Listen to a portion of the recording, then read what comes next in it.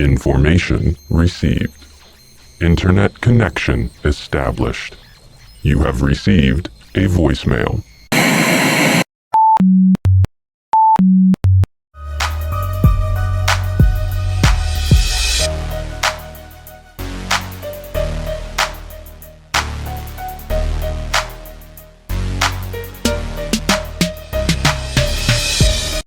Mobile Task Force Kappa 42. Angel reporting in. Item number SCP-858, Gravity's Rainbow. Object Class, Keter. Special Containment Procedures. 3 samples of contaminated precipitation are to be maintained within a storage locker in the infectious wing of Research Site 850 Delta. Reports of cloud iridescence are to be tracked until the likely area of precipitation can be identified and evacuated. Cover stories including tornado activity are to be prepared and distributed afterwards, with area cleanup to consist of evaporation and contaminated water via heat lamp. Objects and subjects affected by SCP-858 are to be detonated and destroyed on site, incinerated, and their remains allowed to escape Earth's orbit. Description: SCP-858 is a migrating non-Tolusan cloud which affects cirrus cloud formations beneath it. Presence of SCP-858 can be easily identified by the iridescent refraction within the cirrus formations, which, once affected, descend until precipitation ensues. Contact with the precipitation from affected clouds immediately and permanently alters solid matter on contact. While apparently non-reactive with gases and liquids, solid-state reactions cause the molecular bonds of affected items to act as a vector, conducting the effect until the entirety of the affected objects or organisms is repelled by, rather than attracted by, gravitational force. Porous materials act as a secondary vector, as affected water trapped in the substance in no way loses its effectiveness.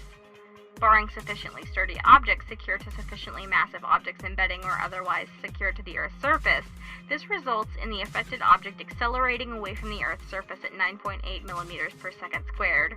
Upon contact with SCP-858 itself at roughly 80 kilometers above sea level, affected objects vanish. Encounter Summary 858-A. First encounter with SCP-858 was a meteorological survey aircraft passing through an affected cloud formation. When the aircraft was affected by SCP-858, the pilot, Captain A. Finch, was able to invert the aircraft and maintain flight for several hours. When the plane proved unable to land, Captain Finch instructed the crew to bail out. He then continued to fly the affected aircraft until it ran out of fuel, at which time he abandoned the craft, and it entered a free-for-all, falling away from the Earth's surface. Captain Finch contracted hypothermia and frostbite due to the severe altitude at which he bailed out, but he has since made a full recovery. The plane's lateral velocity was sufficient to carry it past the boundaries of SCP-858. Later reports indicated forced emergency maneuvers on the part of a Russian satellite in the trajectory of the plane's debris. No other objects have been detected passing through the Kármán line. Finch's description of the oddly colored cloud formations and their location led researchers to what remained of a small farming community outside of Xenia, Ohio. After Finch later forwarded his airline's incident report, in which the instruments showed the plane leaving Earth's atmosphere before falling completely to Foundation agents, an investigative team was dispatched to the location. The vehicle in which the team of 6 arrived in was lost upon contact with damp road surfaces. But after leaping free of the vehicle, losses among initial responders were prevented, as the mass of the responder hazmat suits were insufficient to overcome their occupants' weight.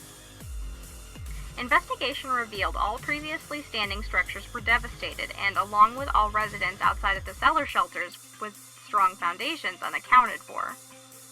Most survivors were initially unwilling to leave their cellars when responders arrived, though a family of 3 was lost when their footwear was saturated while crossing the lawn to greet their response team.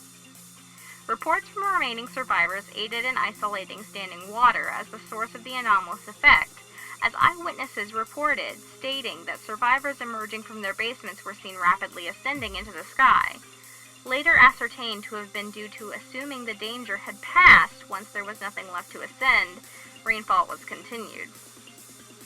Even after precipitation ceased, other vehicles arriving after the fact continued to be affected.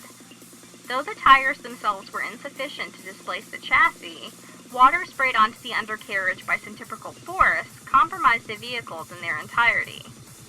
Those persons able to exit the vehicles were inevitably suffered the same fate, regardless of whether they survived impact or not, as without the protection of the responders' hazmat suits offered, they were affected by and lost to SCP-858 on contact with still wet ground surfaces. Remaining survivors were extracted following natural evaporation of the anomalous precipitate, and treated with amnesiacs before being released to their surviving relatives. Stay safe, stay alert. 13 days remain.